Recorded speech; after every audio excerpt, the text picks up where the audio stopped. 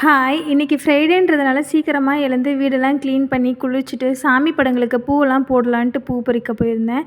இந்த செம்பருத்தி பூச்செடியில பூ இருக்கிறதே அதிசயம் தான். ஏன்னா, எங்க வீதியில இருக்க ஒரே ஒரு செம்பருத்தி பூச்செடி இது மட்டும் தான். இந்த பூவெல்லாம் பறிச்சுட்டு வரதுக்காகவே சீக்கிரமா எழுந்து ரெடி ஆகிட்டு கிளம்பிட்டேன். சாமி படங்களுக்கு பூவெல்லாம் வச்சுட்டு பூஜையெல்லாம் செஞ்சால் தான் இன்றைக்கான ஃப்ரைடே எனக்கு ஃபுல்ஃபில் ஆகும், குட் வைப்ஸோடு இருக்கும்.